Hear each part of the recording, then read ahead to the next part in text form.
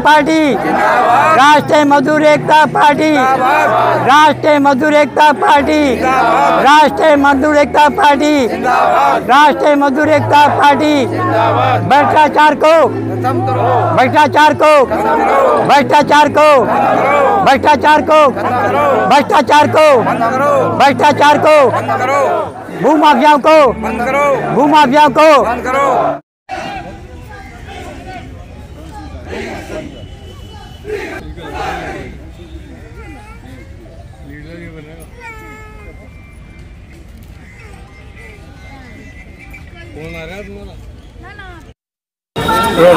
नमस्कार, मैं हूं नई दिल्ली के जंतर मंतर पर। नई दिल्ली के जंतर मंतर पर आप देख सकते हैं भू माफियाओं के खिलाफ जो है यहाँ पर धरना प्रदर्शन किया जा रहा है। यहाँ पर आप हजारों की संख्या में भीड़ देख सकते हैं। हमारे साथ कुछ लोग जुड़ चुके हैं। आइए पहले इनका परिचय जान लेते हैं। आपका सर्वप्रथम मैं अपने चैनल पर स्वागत करती हूँ। आपका परिचय जानना चाहूँगी। मेरा नाम करण सिंह भूचाल है। मैं राष्ट्रीय अध्यक्ष राष्ट्रीय मजदूर एकता पार्टी के पद पर कार्यरत 30 साल से कार्यरत हूँ और इस पार्टी का मैं जिम्मेदारी मैं लोकसभा के चुनाव पूरे हिंदुस्तान से और विधानसभा के चुनाव लड़ा चुका हूँ अभी तक। आज यहाँ पे आप क्यों आए हैं? क्या है, आप भू माफियाओं के खिलाफ आ रहे हैं? हम एक ग्राम सभा की 800 गज जमीन थी खजूरी खास में, जो श्याम सिंह के पास थी। श्याम सिंह ने हमें समाज सेवा के लिए एक राष्ट्रीय मुद्दा पार्टी के कार्यालय के लिए समाज सेवा करने के लिए हमें एक कार्यालय एक ऑफिस दिया था, जिसका जो शॉप नंबर 3 है वो दी थी कि आप समाज सेवा करते हो, इसलिए हम आपको कार्यालय खोलने के लिए ज़मीन दे रहे हैं, ऑफिस दे रहे हैं, आप कार्य कीजिए। लेकिन आपको शर्त इस शर्त पे दिया था कि आप इसको ज़मीन को किसी को बेचने नहीं देंगे। अगर कोई भी इसके ज़मीन को बेचता है तो आप इसके लिए आवाज़ उठा सकते हैं। श्याम सिंह का देहांत हो गया, 1 साल 1.5 साल गए, अकस्मात देहांत हो जाता है। उसके बाद मेरे पास में काफ़ी लोग आए और कहने लगे हम मकान मालिक है। राज सिंह आया तो कहने लगा मैं मकान मालिक हूँ। सूबे सिंह आया तो कहता मैं मकान मालिक हूँ। पवन सिंह आया, पवन कुमार आया तो मैं मकान मालिक हूँ।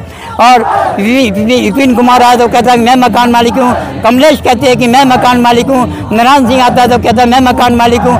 इसमें कोई भी मकान मालिक नहीं है।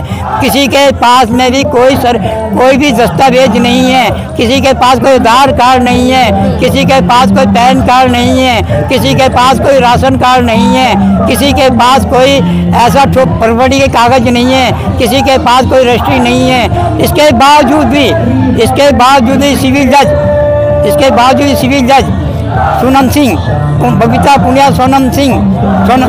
पुनिया सिविल जज और सोनम सिंह सिविल जज दोनों ने इनका आदेश कर दिया कि आप कब्जा ले लीजिए, हम आपको कब्जा दिलाएंगे। इनको कब्जा दिलाने के आदेश कर दिए हैं।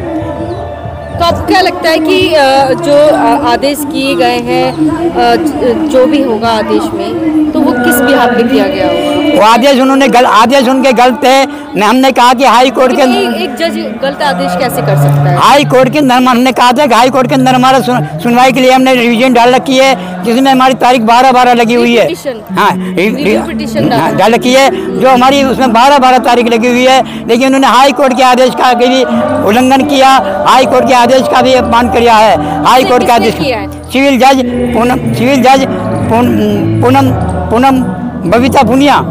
जज बबीता पुनिया, सोनम सिंह सिविल जज दोनों ने हाई कोर्ट का अपमान किया है। तो अब आप लोग क्या करेंगे? आप लोग धरना प्रदर्शन तो कर ही रहे हैं, और आगे क्या करने वाले हैं? हम आगे ये करेंगे कि आज हम माननीय राष्ट्रपति जी महोदय जी को ज्ञापन देने के लिए आए हैं अपनी सुनवाई के लिए। हाई कोर्ट में हमारा केस चला रहा है। अगर यहाँ से फिर भी अभी हमारी सुनवाई नहीं होगी तो आगे फिर हम 13 दिसंबर को यहाँ पर आएंगे।